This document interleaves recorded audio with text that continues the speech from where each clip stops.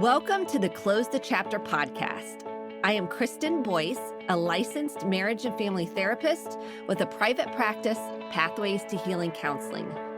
Through conversations, education, strategies, and shared stories, we will be closing the chapter on all the thoughts, feelings, people, and circumstances that don't serve you anymore and open the door to possibilities and the real you.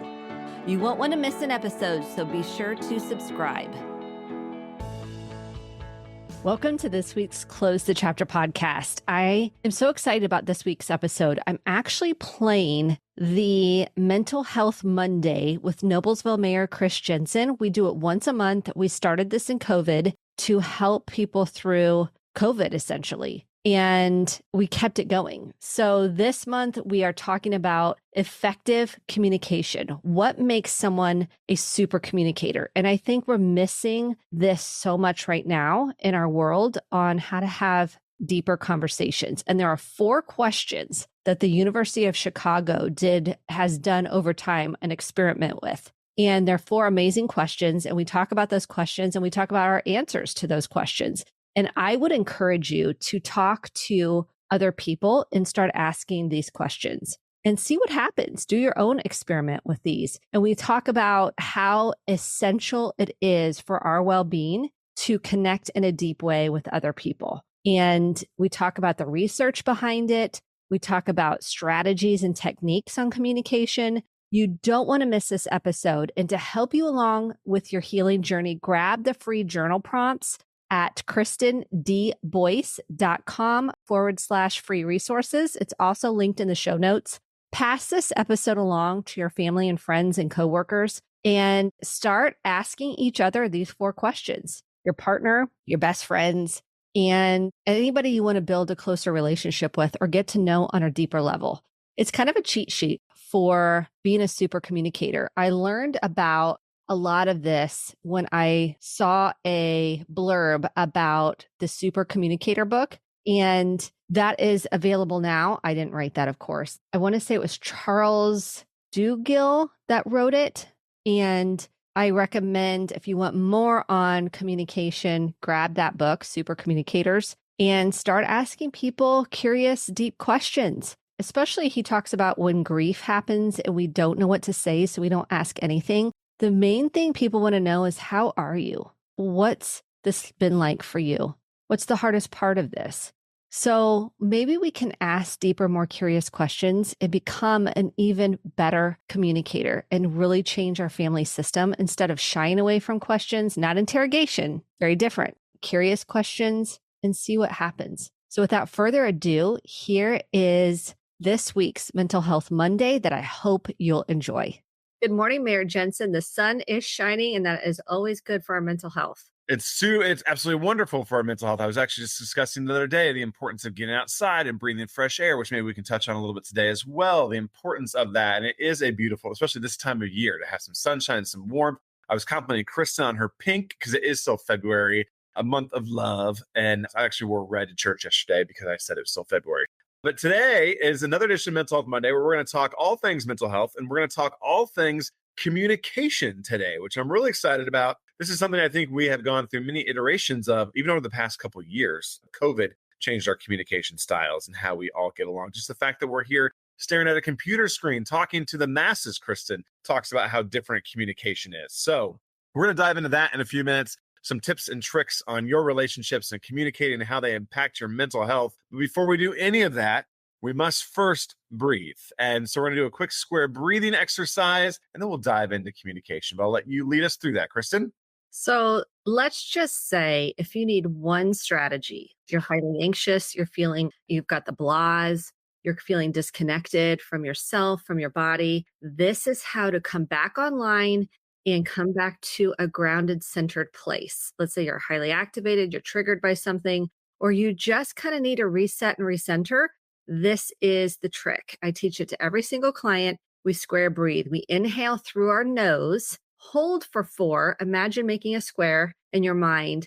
And then we release slowly out your mouth like you're cooling soup or cooling a cookie for 8. You want that exhale to be longer to get the full benefit of that deep breath. Let's do 2 together. feet on the floor so you're nice and centered. You're feeling your body in this present moment. Inhale through your nose, and we're going to hold, and we're going to slowly release out our mouths. Just kind of notice the difference. Notice how my shoulders dropped. I can feel the difference in my body already. And when you first start doing this, your body's like, what's happening? What's going on? It's because we're not used to getting that full benefit of our breathing. And so you want to do this regularly. So let's do one more breath. Big, deep inhale through your nose.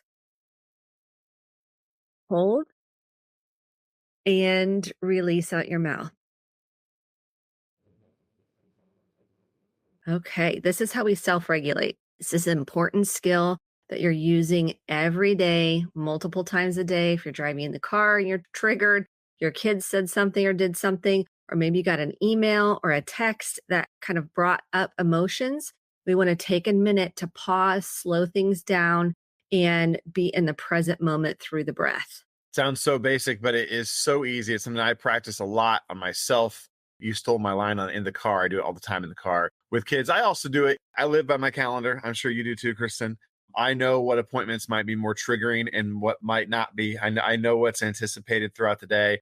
So I try to do it and practice it before I go into a meeting, for example, that is maybe going to trigger me or be more of a high stress conversation, just so I can bring my best self to that meeting, most regulated self. So it is important. It's great to model for your kids. I have 4 of them at home, little ones. We talk about breathing all the time. Even our little 2-year-old, almost 3-year-old next month, we breathe a lot and talk a lot about it. So it's hugely important and something. It's free and it's easy to do. So thank you for leading that exercise. So before we dive into communication, let me just give you a quick communication note. If you have a question or a thought or just want to say hi, the chat is available to you. We'll try to answer questions or respond back on the fly. If it's something that we don't have an answer to right away, we'll certainly try to get back to you. But please, this is your half an hour to ask Kristen, to ask myself, to say whatever is on your mind, or just say hi. You feel free to do that in the chat as we go along. I want to make sure, especially when we're talking about communicating, that we give you avenues to communicate with us. I know I get a lot of texts, Kristen, you probably do too, or notes after the fact. People watch our show throughout the entire month, which is the whole purpose. We love when you're live, but also throughout the month, and send follow-up notes about it too. So thank you for being engaged with us in this conversation. So, all right, communication. I love it. I'm not good at it. I'm a work in progress. There's my vulnerability. Take it away, Kristen. Okay, we're going to hit this hard because I am passionate about this topic. I like research, I like information, and I love observing conversations, whether I'm in a conversation or someone else is. And guess how many times you've been in a conversation where nobody asks you any questions? Have you been in a conversation where no one asks you anything? And you know how that feels, where you're like, it's not really a conversation, is it? It's really more of a lecture at that point in time. Well, like you have a friend maybe and you're talking and they're talking, but they never ask you anything about yourself. Have you been in those situations? Yeah. Yeah. Okay. Well, there's a new book out called Super Communicators, and it's how to communicate effectively and build connection. And the author, who is a journalist, did a ton of research. NASA, the FBI, marriage therapists, he talked to everybody. And he's like, what makes people a super communicator? And you know what it is? You know what the number one thing is? They are curious and ask questions. Okay. They ask 10 to 20 times more questions than the average person. And so this is something I've been observing in teens lately. They really have trouble like knowing how to communicate, asking questions, going back and forth. And when we say asking questions, it's not an interrogation. It's a genuine curiosity. Like, well, I'm not questioning you. I'm asking a question to get clarification. Exactly. We talk about that a lot in our office because every once in a while I like to ask questions. I try to ask a question, but sometimes my team might be like, "Oh crap, what did I do?" I'm like, "No. I'm not questioning you. I don't know the answer. So help me." And so that's helpful to say that and preface that. Like, I literally don't know the answer. And so University of Chicago did an experiment. They've interviewed thousands and thousands and thousands and thousands of people doing this experiment. And they had 4 questions that they ask people to build connection. So I thought what we do is go through those, and we're going to ask each other these questions. And I want people listening to practice asking their spouse, their partner, their kids, their friends, their coworkers. This is a platform to create more vulnerability, to ask and connect in a more deeper way. And research shows that these 4 questions bring people together and in a surprising way. Like people think when they first start the experiment, they're like, ooh, this feels a little vulnerable. Ooh, I don't know if I want to ask this. And what ends up happening in the research shows that they feel more connected to this person. They feel even more connected possibly to this person than other family members because these are questions that we learn a lot about people. So what are they, you ask? Let's dive into them. I was Okay. ready to ask that question. The first question we're going to start with number one is, what are you most grateful for? Okay. And I'm going to pull this back up in a minute. So I'm going to ask you, what are you most grateful for? Well, thank you for asking me that question, Kristen. That's the politician answer me right there. I am most grateful, A, that you are giving of this time today to have this discussion, but I'm also really grateful to have a supportive family, a supportive spouse, healthy kids, and a gracious and forgiving community that has put me in this job and allows me to do what I love every day. Now, Kristen, can you tell me a little bit more about what you're grateful for? I am grateful We didn't for. practice this ahead of time, so I hope that I'm just doing what you want me to Oh, do this here. is because nobody, when you ask these questions to other people, they don't have time to rehearse them, right? Yeah. It's on the fly. So Yeah. this is how it feels when you're connecting with another person. And these are questions that you can help people learn how to have conversations. So what am I most grateful for? So many things, because I love gratitude. And I'm most grateful for this opportunity to do this job and be used as a vessel to help other people find healing. And I'm truly am grateful for my family. I mean, that truly, and my kids and my spouse, and similar to you, there's something so deep about that. And notice what gratitude does in your body. And what we know about research and communication is when we're in person and when we're on the screen, which is interesting, our breath patterns will start matching each other. So if you're with somebody that might have a lot of intensity, you'll start picking up on that because your pupils dilate, your breath changes, and your heartbeat and your heart rate start matching the person you're talking to. Did you know that? Interesting. No, I had no idea. So that's why it's so important to be connected to your body and notice you might need to take a few breaths, and you can do it subtly. You might need to kind of put your feet on the floor if you feel like someone's really kind of getting amped up and you're like, ooh, I need to recenter. So just noticing when you're asking questions to not take on the other person's energy. You're not responsible for the other person. So that's really important as we're asking these questions. Okay, let's hit number two. Number two is, if you could know anything about your future, what would it be? And this one's a little harder. It is a little harder. So if you could know anything about your future, what would it be? And I struggle with this because I try very hard to practice living in the moment. Me too. I'm unattaching from the future. So this brings Yes. us kind of into further. Yeah. This is I about would, getting to know somebody. So yeah. think of it I like, think if I could know one thing, I'd want to know what my kids will be doing as adults and their path and their journey. I would love to know more about their path and their journey. okay. So now what I'm going to teach is a mirroring exercise in communication. So what is most important to you to know about your future is what your kids are going to be doing in the Right. future. Yes. That's what I would like to know. Okay. Now see how you kind of shook your head. Yeah. So I mirrored back. So you know I heard you, Yeah. I understood you, and I care about what you're saying. You Yes. see how you feel when someone really listens? Yeah. It's a really important exercise in mirroring back. What I heard you say is this is the most important thing about your future are your kids and what they're going to be doing. You You go, picked up what I was putting down. yeah. So then you feel like, oh, I feel connected with you. I feel safe with you. Yeah. So that's an important communication skill.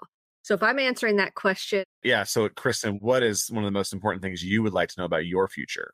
so one of the most important things also has to do with my family and my kids is that they are emotionally able to handle the ups and downs of life and they feel deep connections with others. Like, I want to know, do they feel that? Do they have that? Because I know that's essential for our well-being. Did you know, this is the other statistic that's really interesting, that at the age of 45, research shows when we're looking at a 65-year-old, if you have healthy communication and healthy connections at the age of 45, by the time you're 65, you report having a high level of satisfaction and emotional connection in your life. Really? So, where you are in 45 really can land where you're going to be 20 years from then. Isn't that Fascinating. interesting? That is very interesting. Okay. So I'm just throwing out some research. It doesn't mean that things can't change, but as of right now, that's what the research is showing. So basically, 45 is kind of a key inflection point for a lot of folks. It is. You start Okay. becoming more of who you are. You start feeling more open, less guarded. You're able to kind of know yourself and communicate your emotions in a deeper way. you've done some work. So I find that interesting because I would say Chris Jensen 10 years ago would have probably didn't like flippantly rolled off that statistic. Today, as someone who's turning 40 this year, I do feel more of a sense of like self and self-awareness. And honestly, a lot of it probably has to do with I've been very vulnerable. I've worked with you. I've been vulnerable about my own personal work and what I've been doing as an individual. And it's much more satisfying. So that statistic is very interesting to me. I love to hear that's more satisfying to you to be more self-aware and Mhm. vulnerable, Mhm. and you know yourself better. And so you have a difference when you reflect back in your 20s to almost turning 40. Happy early birthday this year. So that difference makes an impact. Sure. Okay, so we're going to hit question number 3. This is based on University of Chicago.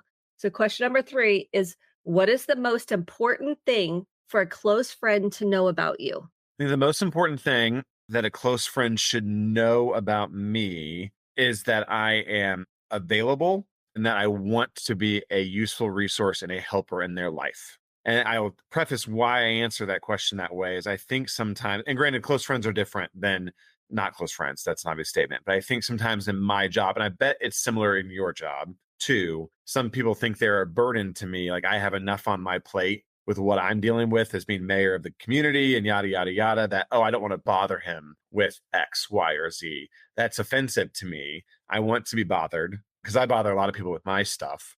So I want to be bothered. So that would be very important for my close friends to know. Yeah, that's a big one. So you don't like if someone thinks, well, I don't want to burden him, I don't want to bother him. You're like, no, the opposite is true. I would I would like, be more frustrated if I don't know.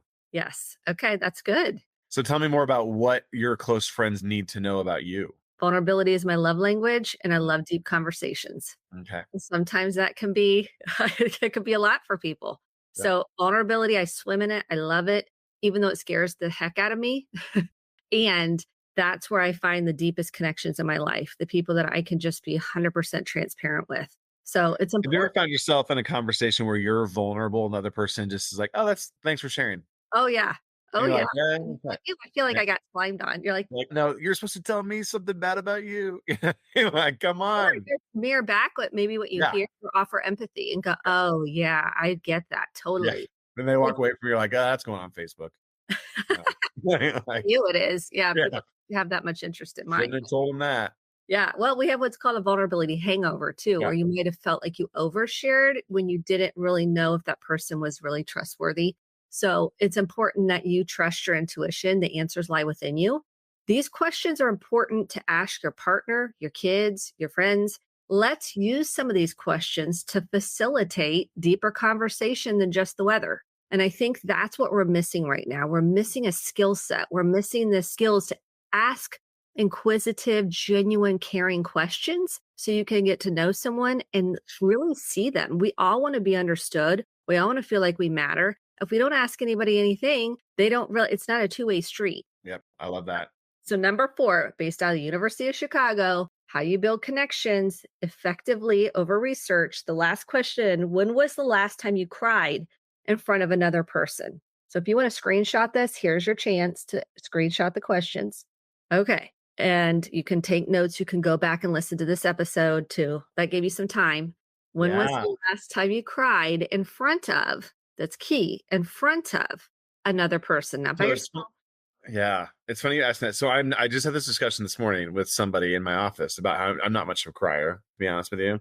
But I would say, gosh, I mean, I want to say when we put our dog down, but that's been like 5 years. Surely I've cried since then, hopefully. The hard one, isn't it? It is a really hard one. I'll probably just use the one when we put our dog down several years ago. And I didn't even like this dog, to be honest with you. So I was surprised that I was overtaken by the emotion of it. But I cried in front of Julie. But like I said, I'm not much of a crier. So that's a tough question for me. Yeah, that's interesting. So Yeah. learning you're not much of a crier. See, Yeah. I'm learning more about you, even just Yeah. in this conversation. I do cry when I laugh a lot, but that's a different type of Oh, crying. I do too. Oh, I yeah. like No. everyone's like, "Are you laughing or crying?" I'm like, both. I know. That's how it is. But Yeah. losing a pet is No. very emotional Gut-wrenching. and Gut-wrenching. very hard. So I just Yeah. want to hold all the space and tender empathy for that. See, this is how we offer empathy when someone shares something vulnerable. So it's really important that when someone opens up about these questions, you're offering mirroring back, you're offering empathy. I just kind of modeled it today. You do your own style, but it's important to say, oh, that is so hard when you lose a pet. Now, I'm not bringing it back to myself. I almost did. I almost said and then I was like, no, we stick with the person. Mm. Now, there is a time and space where now we're going to ask me the question. And then you could ask, if this goes two ways, right? This is where you could ask the person, I'm going to set this up. You could ask this person all these questions and they don't ask you one back. Mhm. And that can happen. Yeah. But you're making the effort. You're feeling good that you put in the time to pour into somebody else. So tell me, Kristen, when is the last time you cried in front of someone else? Yesterday. So we had show choir, high school show choir. I didn't Yeah. get home at 3 a.m. And so I was exhausted yesterday. I was crying because of joy, not crying because of sadness, because I was so grateful. Someone said something to me very kind and very meaningful. And I was just kind of recalling that. And Kate was sitting there. I go, I'm so tired. This is so nice. And we're just, she's like, me too. She's like, oh, The I flood cried. of emotion. Both like cried because we're tired. It was Yeah. like gratitude cry. So, and I had people like, don't cry in front of your kids. I'm like, no, it's okay. As long as you're Right. not making them responsible for your feelings and you're wanting them to caretake you. It's okay to open up and cry in front of your kids. You're showing them it's okay to cry and let it out and process it. Well, especially someone whose love language is vulnerability. It's very important. Yes. Action is really built through vulnerability, as much as we hate that. And research with the University of Chicago showed that the outcome of this, some people said that was their soulmate and they just met him because they felt like they cared about them. They were getting to know them at a deeper level. People want to know you care. If you have a boss that never asks, how are you? How are you feeling today? We know through super communicators, there's three aspects of these super communicators that are really good. One, they know there's practicality in the content. Like, what are you saying to me? Two, they know emotions. How do you feel about it? Okay. And the third one is, and I wrote this one down, was the social. Who are we? Like, social aspect of communication. Like, we're kind of getting to know each other, right? Who is this person in front of me? What's their story? Everybody has a story. And to be a super communicator, it's important you're curious about their story. Who is this person in front of me?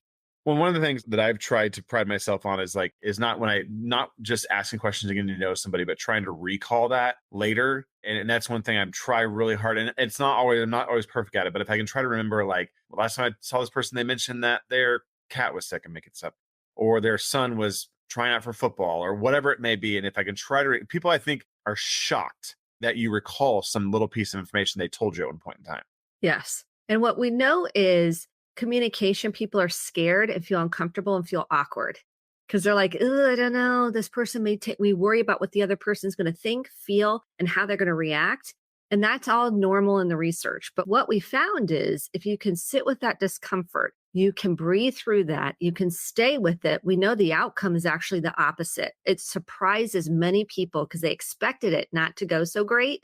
And when they figure out, well, that went better than I thought, it gives you more courage to continue to be a super communicator, which is ask the questions with Yes. curiosity, not interrogation. And on the other flip side, share openly, share vulnerably. I've always laughed and said that I am an oversharer. I tend to tell people a lot of things about what I do, but honestly, it makes it easier for me down the road because there's not that many surprises for people. You're not holding something in that, like, oh, what if they find out X? Well, I already just told them about X. You know what I mean? Like, and people don't really often care about X. You know what I mean? Something that you think is deep or dirty or whatever. People are like, oh yeah, I've heard that too before. And they move on. It's your own internal fear of sharing that information or being vulnerable. Yeah. So you're taking ownership, which is the other piece of communication. You're owning your stuff, right? You're owning your triggers. You're owning what kind of gets you hot. You're owning when you overreact. You're like, ooh, I overreacted there. I got really intense. Let me take a breath. Let me explore, why did I get that way? Why did I get hot when you asked me that or when you said that? Because it goes back to looking at what lies underneath it. And that is super important when we're looking at connection and communication. You got to be self-aware. I cannot express that enough. If you don't know why you're getting triggered by something, you're just going to continue getting triggered without being able to work through it. Now, one thing that you mentioned here, you talk about asking these questions. Nowhere in our conversation so far have you mentioned that we typed it in a chat room or via text these questions. So do you want to touch a little bit about, we talked early on about just the influence of modes of communication, which is not necessarily what we're diving into today. We're talking about super communication and how do we become a super communicator. But can you talk maybe a little bit about forms of communication and how best to be a super communicator? Yes. So we have various ways to communicate. We have social media, DMing, posting things. We have texting. We have email. We have handwritten letters and cards. We have face to face. We have phone conversations. We have FaceTime. I mean, I could go on and on. There's so many modes of communication, and it depends on what you're communicating. Okay. So if we're going to ask these questions, highly recommend they're either in person, ideally, that's first and foremost, or FaceTime or a Zoom, something where you can see body language. Because again, we are co-regulating. Our breath and our heart rates are matching each other. Yeah. And it's important. That's how connection is made. It's neurobiological. Literally, our bodies are syncing up, which I know sounds kind of weird, but it doesn't when you're with somebody because you're picking up on their energy. It's because you're picking up on their heart rate. You're picking up on their breathing. Your eyes are dilating differently. Now, if you're going to have hard conversations, I highly do not recommend doing that on DM, which seems to be the case for younger folks. There's just so much that can get lost in translation, screenshots, tone gets missed. We're missing a whole lot of nuance, body language, facial expression, which really is important in communication. I highly recommend do not do that. Sleep on it. Wait till the next day. Do not pass go and collect $200. Texting as well is not the ideal form of communication. Couples will come in and they'll read me the text exchange. And I'm like, there was no mirroring. So it's hard to mirror over text. What I heard you say is, well, you don't hear it. You're texting it. It's very hard to offer empathy. And it's very hard to get that matching understanding of what the intention was behind the communication. There's a lot of miscommunication when it comes to texting, social media, DMing, even emails can be really miscommunicating. Sometimes we have to do that if there's a divorce situation and you're talking about the kids and the schedules and things like that. Email is okay. But for those that are not in that situation, ideally it's in person, FaceTime, having those conversations and not text messages. Yeah, I'll say, and I've talked openly, Julie Jensen and I are very different communicators. I am a verbal in the moment. She is a deep processing, think it through, want to write it out type person. So we have been focusing on, we're not having hard conversations via text. If we have some questions, we may type them out and then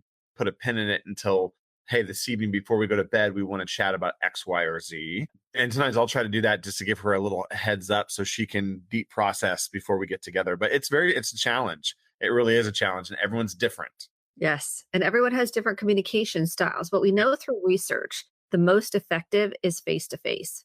We know that. Now, if you want to write out your apology without making excuses or, well, that wasn't my intention, or I got misconstrued, we're going to leave all that out. I always have people write a letter out, and then we can edit it. Then you can even verbally say it out loud to the person. Letter writing can be very helpful. So it depends on what the circumstances are. Sometimes that can be very effective. You can write it out and then you're more clear on what you want to say when you do have an in-person conversation. That can be very helpful, like Julie does for many folks. Well, we only have a few seconds left here, but I love the practical application of today. And so I expect thousands of people all around Noblesville to be asking these deep diving questions. I'm going to walk into Bika Cafe shortly and people are going to be talking about their futures and what they're wondering about. That'd be great. It's going to be great. And we'll make Chicago for coming up with these so we can get more of this in the world. We want some super communicators. We're going to put these in the chat too for people down the road who want to be able to copy them. I'll have Robert get with you to get them printed out. But this was awesome. This was a great step on communication. Kristen Boyce, as always, thank you for walking me through this vulnerable exercise. It meant a lot. So thank you. If someone is struggling right now in a crisis situation, I always want to leave it with this. Where do they turn? 988. It is the super highway to getting some immediate help. You can call, text 24/7. There are trained clinicians on the other end, and they are here for you. You do not have to walk this alone. And know it's vulnerable to reach out for help. And it can be the greatest thing you do in your life is to advocate for yourself and tend to your own hurt and pain. And that is the 988 call or text. Thank you so much for listening to the Close the Chapter podcast. My hope is that you took home some actionable steps along with motivation, inspiration, and hope for making sustainable change in your life. If you enjoyed this episode, click the subscribe button to be sure to get the updated episodes every week and share with a friend or a family member. For more information about how to get connected, visit Kristen, Kristen, D, Boyce, BOICE.com. Thanks and have a great day.